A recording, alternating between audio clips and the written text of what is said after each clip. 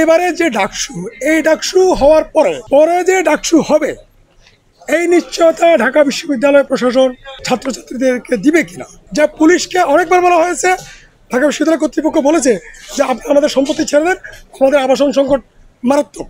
কিন্তু পুলিশ কখনো এই যে আমাদের সম্পত্তিগুলো, ঢাকা বিশ্ববিদ্যালয়ের সম্পত্তিগুলো আমাদেরকে ফেরত দেয় না। হচ্ছে ইলেকশন কেমন হওয়া উচিত, এই ইলেকশন কেমন হওয়া উচিত শিক্ষার্থীরা বারবার বলে আসছে। বিশেষ করে এই প্যানেল যেগুলো দিয়েছে বা স্বতন্ত্র যারা আছেন তারা সবাই বলে আসছেন।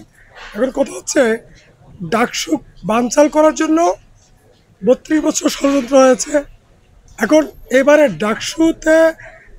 ডাকসু নিরপেক্ষভাবে ইলেকশনটা করবেন কি না, যে পরিস্থিতি দেখা যাচ্ছে, যে আপনারা শুনেছেন আমার আগে পরের বক্তার কথা শুনেছেন, যে ওনারা যে বিষয়গুলো এনেছেন, অভিযোগগুলো এনেছেন, সে অভিযোগগুলো ঢাকা বিশ্ববিদ্যালয় কর্তৃপক্ষ, নির্বাচন কমিশনার সুরাহা করবেন কিনা দ্রুততম সময়ের মধ্যে, একটা। 2 নম্বর হচ্ছে যে এবারে যে ডাকসু, এই ডাকসু হওয়ার পরে যে ডাকসু হবে, এই নিশ্চয়তা ঢাকা বিশ্ববিদ্যালয় প্রশাসন ছাত্রছাত্রীদেরকে দিবে কিনা। 28 বছর ডাকসু হয় নাই, আমরা ছাত্র আন্দোলন করেছি, ডাকসু চাই আন্দোলন করেছি।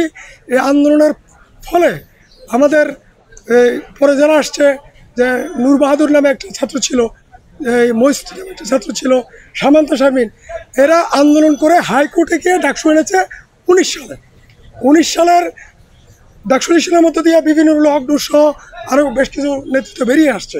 যদি বা সেটা নিয়ে সে নির্বাচন নিয়ে অনেক প্রশ্নবিদ্ধ ছিল। তো এই ডাকসু 19-এর পরে আবার 4-5 বছর ডাকসু ইলেকশন বন্ধ।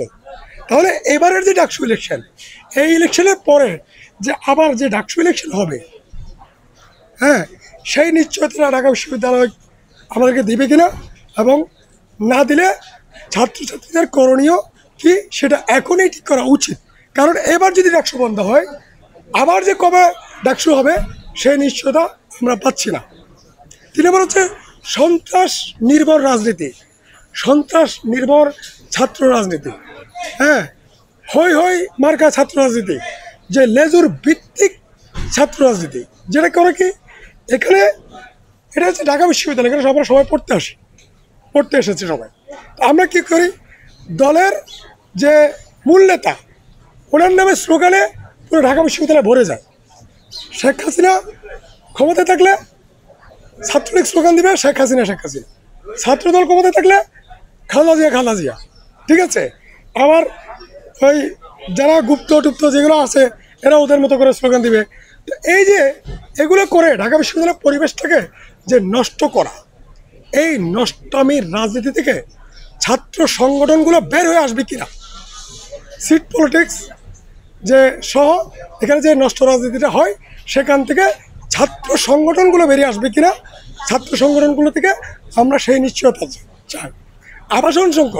আবাসন সংকটকে কেন্দ্র করে সবচেয়ে বড় সমস্যাটা তৈরি হয়েছে, ঢাকা বিশ্ববিদ্যালয়ের বেশিরভাগ সম্পত্তি বেহাত। ঢাকা বিশ্ববিদ্যালয়ের সম্পত্তির মধ্যে নীলক্ষেত পুলিশ পাড়ি, আনন্দবাজার পুলিশ পাড়ি, একটা হচ্ছে রহমান হলের পিছনে, আর একটা হচ্ছে এই 21 হলের পিছনে।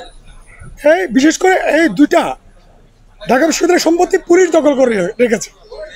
এখন আবাসিক সংকট মোকাবেলায় যদি আমরা প্রাথমিক পদক্ষেপ হিসেবে ধরি, যে পুলিশকে অনেকবার বলা হয়েছে, ঢাকা বিশ্ববিদ্যালয় কর্তৃপক্ষ বলেছে যে আমাদের সম্পত্তি ছেড়ে দেন, আমাদের আবাসন সংকট মারাত্মক। কিন্তু পুলিশ কখনো এই যে আমাদের সম্পত্তিগুলো, ঢাকা বিশ্ববিদ্যালয়ের সম্পত্তিগুলো আমাদেরকে ফেরত দেয় না। তাহলে আমাদের করণীয় কী হতে পারে?